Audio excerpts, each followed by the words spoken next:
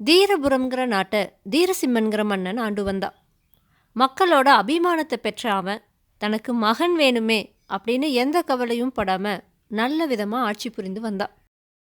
மக்கள் அவனை அதுக்காக பாராட்டி புகழ்ந்த போதிலோ அவனுக்கு அப்புறமா மன்னனாகிறவன் எத்தகைய ஆட்சியை அளிப்பானோ அப்படின்னு கவலைப்பட்டாங்க. சில பேர் என்ன சொன்னாங்கன்னா, அரசே, உங்களுக்கோ புத்திர பாக்கியம் இல்லை, உங்களுக்கு அப்புறமா இந்த நாட்டை ஆளுறதுக்கு யாருமே இல்லை, அதனால் யாராவது ஒருத்தரை தத்தெடுத்து அவங்களுக்கு எல்லா கலைகளையுமே கற்பித்து கொடுத்து ஆட்சி புரிய தகுதி பெற்றவனாக மாற்றுங்க அப்படின்னு யோசனை சொன்னாங்க. மன்னன் அதுக்கு, எனக்கு அப்புறம் இந்த நாட்டை ஆளப்போகிறவன் என்னுடைய வாரிசாத்தான் இருக்கணும் அப்படின்னு கிடையாது, அரசனாக தகுதி உள்ளவனை தேர்ந்தெடுப்போம், தகுதி பெற்றவன் கிடைத்தா அவனை இந்த நாட்டோட மன்னனாக்கிடலாம், இதுக்கான போட்டியை அறிவிக்கிறேன்னு சொல்லி நாடு முழுவதும் வருங்கால மன்னனை தேர்ந்தெடுக்க போட்டி நடைபெறும்னு பறைசாற்றுவித்தான். அந்த போட்டியில் கலந்து கொள்ள நிறைய இளைஞர்கள் வந்தாங்க. தீரசிம்மன் தானே அவங்கக்கிட்ட கேள்விகள் கேட்டு பரீட்சித்து பார்த்தான். முடிவில் அவன் குணசீலன், ஜெயசீலன் அப்படின்னு 2 இளைஞர்களை தேர்ந்தெடுத்தான். அந்த 2 பேரில் யாரை மன்னனாக்குவது அப்படிங்கிற பிரச்சனை தீரசிம்மனுக்கு வந்துச்சு. ஏன்னா எல்லா விதத்திலும் 2 பேருமே தகுதி பெற்றவர்களாக இருந்தாங்க. அதனால் அவன் அவங்கக்கிட்ட, இங்கே பாருங்கள், நீங்கள் எல்லா சாஸ்திரங்களிலும் சமநிலையில் இருக்கீங்க, அதனால் கடவுளோட அனுகிரகத்தை பெற்று சில புதிய சக்திகளை அடைந்து வாங்க, இதுக்கு உங்களுக்கு 1 வருட காலம் அவகாசம் கொடுக்குறேன் அப்படின்னு சொன்னான். குணசீலனும் ஜெயசீலனும் அதை ஏற்றுக்கிட்டு தலைநகருக்கு பக்கத்தில் இருக்கிற காட்டுக்கு போய் கடவுளை நோக்கி தவம் செஞ்சாங்க. 1 வருடம் முடியிறப்ப கடவுள் அவங்களுக்கு முன்னாடி தோன்றி, உங்களுக்கு என்ன வரம் வேண்டும் அப்படின்னு கேட்டார். குணசீலன் கடவுள்கிட்ட, கடவுளே, என்னுடைய நாட்டில் மக்கள் எல்லாரும் சுகமாக இருக்க வரம் கொடுங்க அப்படின்னு வேண்டினான். கடவுள் அதுக்கு, பக்தா, நீ எப்படிப்பட்ட சிக்கலான பிரச்சனைக்கும் தீர்வு காணும் அரிய சக்தியை பெறுவாய், உன் நாட்டில் காலாகாலத்தில் மழை பெய்யும், மக்களும் நோய் நொடிகள் பீடித்தாலும் தக்க வைத்தியர்களால் குணமடைவார்கள், இவையாவும் நீ நாட்டின் மன்னனான பிறகே நடக்கும்னு சொன்னார்.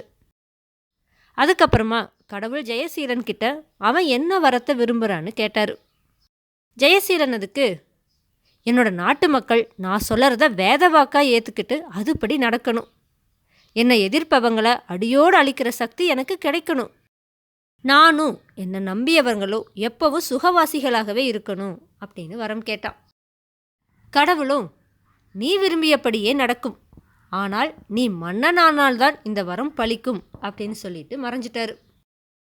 குணசீலனும் ஜெயசீலனும் தலைநகரத்துக்கு வந்து தீரசிம்மன் கிட்ட தாம் பெற்ற சக்திகளை சொன்னாங்க.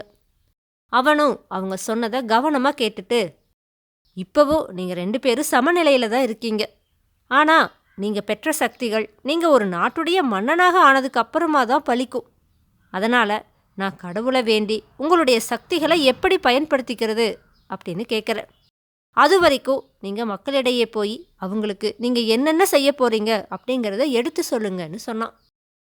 அதுபடி அவங்க 2 பேரும் மக்களிடையே போய் பேசத் தொடங்கினாங்க. மன்னன் தீரசிம்மனும் காட்டுக்கு போய் கடவுளை குறித்து 3 மாதங்கள் தவம் புரிந்தான். கடவுளோ அவனுக்கு முன்னாடி தோன்றி, பக்தா, குணசீலன் நல்லவன், ஜெயசீலன் கெட்டவன், அதனால்தான் தம்முடைய இயல்புகளின்படி வரங்களை கேட்டார்கள், என்னை வழிபட்டு வரம் கேட்டால் கொடுக்காமல் இருக்க முடியாதே, அதனால்தான் அவர்கள் மன்னர்களான பிறகே வரங்கள் பலிக்கும் என்று கூறினேன், எனவே மக்கள் அவர்களை விரும்பினால் அவர்கள் மன்னர்களாக இருக்கட்டும், குணசீலனை விரும்பும் மக்கள் வாழும் பகுதியை ஒரு நாடாகவும் ஜெயசீலனை விரும்புவோர் வாழும் பகுதியை மற்றொரு நாடாகவும் உன் நாட்டை பிரித்து அவர்களை அந்தந்த பகுதிகளின் மன்னர்களாக ஆக்கிவிடு, மக்களே இந்த பிரச்சனையை தீர்த்து கொள்ளட்டும் அப்படின்னு சொல்லிட்டு மறைஞ்சு போனார். மன்னன் தன்னுடைய நாட்டை பிரித்தப்ப குணசீலனை விரும்பிய மக்கள் வாழற பகுதி பெருசாகவும் ஜெயசீலனை விரும்பிய மக்கள் வாழற பகுதி ரொம்ப சின்னதாகவும் இருந்துச்சு. மன்னன் தீரசிம்மன் அந்த 2 பகுதிகளையும் தனி நாடுகளாக்கி குணசீலனை பெரிய நாட்டோட மன்னனாகவும் ஜெயசீலனை சிறிய நாட்டோட மன்னனாகவும் ஆக்குனான். வேதாளம் இந்த கதையை விக்ரமாதித்தன் கிட்ட சொல்லி, மன்னனே, குணசீலனையோ அல்லது ஜெயசீலனையோ மன்னனாக்க மன்னன் தீரசிம்மன் தானே முடிவு செய்யாமல் ஏன் தவம் செய்தான்? மக்கள் நலனை விரும்பிய குணசீலனையே அவன் நாட்டின் மன்னனாக்கி இருக்கலாமே. ஆனால் ஏன் அதை செய்யவில்லை? ஜெயசீலனோ யாரையும் மதிக்காதவன் என்பதும் எல்லோரையும் அடக்கி ஆள சக்தி பெற்றவன் என்பதும் மன்னனுக்கு தெரிந்ததுதானே.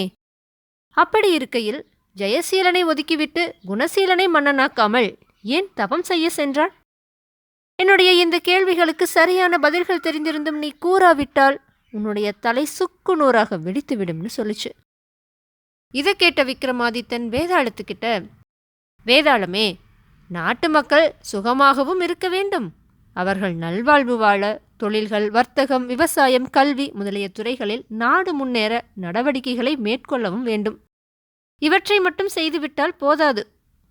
நாட்டில் குழப்பம், கலகம், சதி போன்றவற்றை அடக்கும் திறமை பெற்றிருக்க வேண்டும். எதிரிகளின் படையெடுப்பை நன்கு சமாளிக்க வேண்டும். வீரத்தோடு அவர்களை எதிர்த்து தோற்கடித்து நாட்டை விட்டே விரட்ட வேண்டும். எதிரிகளின் தொல்லைகள் இல்லாமல் இருக்க வேண்டும். குணசீலன் மக்கள் சுகமாக இருக்க வரம் பெற்றான். ஆனால் ஜெயசீலனோ நாட்டின் எதிரிகளை ஒழிக்க வரம் பெற்றான். இருவரும் ஆளுக்கு ஒரு நன்மை பயக்கும் வரம் பெற்றிருந்தார்கள். ஆனால் இருவரையும் மன்னர்களாக ஆக்க முடியாதே. அதனால்தான் மன்னன் தீரசிம்மன் நாட்டை ஆளும் பொறுப்பை தீர்மானிக்க கடவுளை குறித்து தவம் புரிந்தான். அவர் காட்டிய வழியையும் பின்பற்றினான். எனவே அவன் இப்படி செய்தது மிகவும் சரியே என்று கூறினான். விக்ரமாதித்தனோட இந்த சரியான பதிலால அவனுடைய மௌனம் கலைஞ்சது. அவன் சுமந்து வந்த வேதாளம் உயர கிளம்பி போய் மறுபடியும் முருங்கை மரத்துல ஏறிடுச்சு. தன்னோட முயற்சியில சற்று மனம் தளராத விக்ரமாதித்தன் மறுபடியும் முருங்கை மரத்துல ஏறி அதுல தொங்கிட்டு இருந்த வேதாளத்தை பிடிச்சு கீழே இறக்கி மீண்டும் நடக்க துவங்கினான்.